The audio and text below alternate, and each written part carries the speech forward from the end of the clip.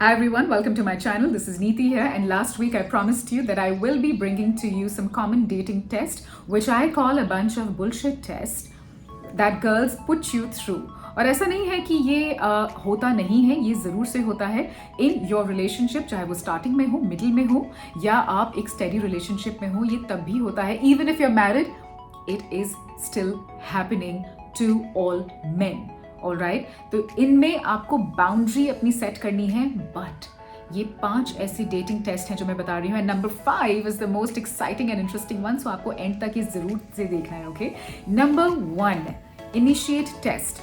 Well, girls ये देखती हैं कि आप कितना इनिशिएट कर रहे हैं टेक्स्ट मैसेजेस में. You know, right from let's say good morning message हुआ, उसके बाद पूरे दिन में आपने उन्हें मैसेज करना है. और सबसे इंपॉर्टेंट चीज, if she has messaged you have to message her back in 20 minutes to half an hour. वो ये भी टाइम ना समहाउ अपने दिमाग में रखती हैं कि ये मैसेज क्यों नहीं कर रहा, something is not right. Okay, वो खुद मैसेज करेंगी may be after an hour. So she can message after an hour, but she expects, because she is putting you through the test, to message her in 20 minutes या half an hour में. Okay? और उसके बाद पूरे दिन message चल के फिर शाम होती है, रात होती है, तो ऑफ कोर्स आपको गुड नाइट मैसेज तो भेजना है ना. Very important. यस, ये भी एक्सपेक्टेड होता है आपसे. And men here think that this is extremely demanding for them, क्योंकि men also have a lot of things, you know, going on in their life, और खाली यही चीज नहीं है. So men find it demanding. Men would also want women to initiate sometimes, है ना. कभी तो ये अच्छा लगता है. Women should understand कि कभी initiate अगर वो करेंगी messages को, it is such a good feeling for a man, right? So ये था हमारा initiate test, dating test number 1. Number 2, choosing her test. अच्छा, अब ये dating test कौन सा है? Choosing her over everything. Okay, girls like जब आप उन्हें अपनी प्रायोरिटी बना लेते हैं as a number 1 priority. So choosing her over everything else. आपके friends delete, family out, आपका वर्क ओके, ऑलराइट, वो तो करना ही है because you have to earn money or you're studying maybe.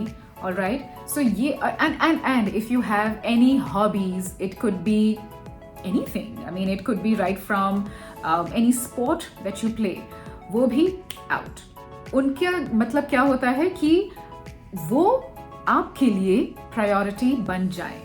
So even if over the weekend या उन्हें generally पता हो that you have a plan with family or there's a particular sport that you play Saturday Sunday, या generally अपने guy friends के साथ आपका scene है, and she would be like, but baby, आपने तो मुझे प्रॉमिस किया था, तुमने बोला था कि तुम मुझे लेके जाओगे यहाँ पे, अब तुम्हारी फैमिली, कभी उनके साथ प्लान्स हैं, कभी फ्रेंड्स के साथ प्लान्स हैं. This is not fair. So that baby happens, and what happens to the baby? Baby says, हाँ ठीक है, okay, चलो ठीक है, मैं कैंसिल कर देता हूँ. No. You have to set your boundaries. ये बहुत ज़रूरी है, because after some time आप ही हैं जिनको लगने लगेगा कि ये suffocating हो रहा है. So set your boundaries. Be the bad one, but be the bad one, the bad cop from the beginning. शुरू से बुरे रहेंगे ना. मैं ये नहीं कह रही कि डिसरिस्पेक्टफुली. बाउंड्रीज अगर शुरू से आप रखेंगे अपनी, तो वो इस चीज को रिस्पेक्ट करेंगी. बट डेटिंग टेस्ट है तो है, मैं आपको बता रही हूं.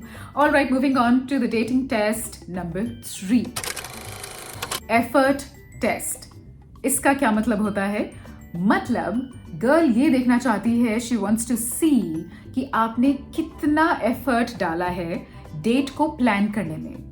How many times in a week? Once, twice, you know, कितना effort आपने डाला है, you know, to look good, to dress up well. All right, because girls तो dress up हो ही रही हैं, but she wants to see how much effort are you putting to dress up and to look good, to smell good, generally, okay?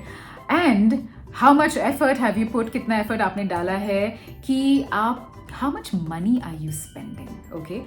आपने date को special बनाने के लिए, is it a good place, it is a fancy place, उसके साथ आप क्या छोटा सा उनके लिए कोई गिफ्ट लेके आए हैं, या फिर आप उन्हें शॉपिंग लेके जाएंगे. Then again you will take her out for some coffee और फॉर सम आइसक्रीम और समथिंग. सो यस, ये है आपका, मतलब ये सारे जो टेस्ट हैं, ये बेसिकली था point number 3, but I am just telling you, for girls, guys have basically become the ATMs. वो literally, मतलब आपको देखेंगी and all that she would see would be ATM. So yes, this is another dating test. Be careful. Dating test number 4. Oh my god. This is called the jealousy test. पास आइए। ये मैंने अपने partner के साथ भी किया है and it did not go down too well.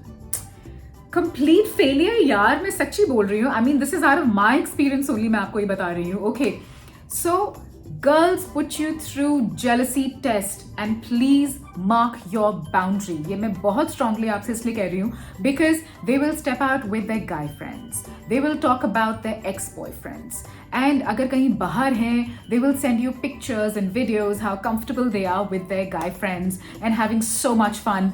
अगर आप अफेक्टेड नहीं हो रहे, fantastic, that's great.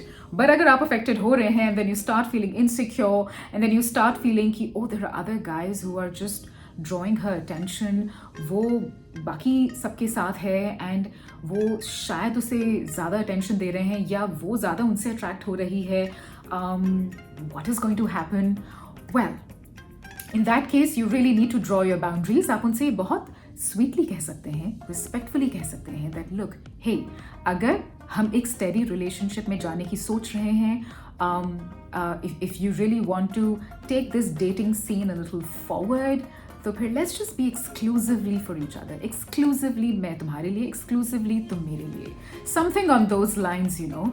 And you can also make it very clear that it will be really nice अगर कभी आप दोनों साथ बाहर जाएं, you know, और अगर ये पॉसिबल नहीं है then you can just lay your boundary by saying that hey, you know what, I have work, मेरे पास बाकी commitments भी हैं, you go ahead and have fun, but yeah, do me a favor, मुझे ये pictures और videos नहीं भेजना please, because I don't want to get disturbed.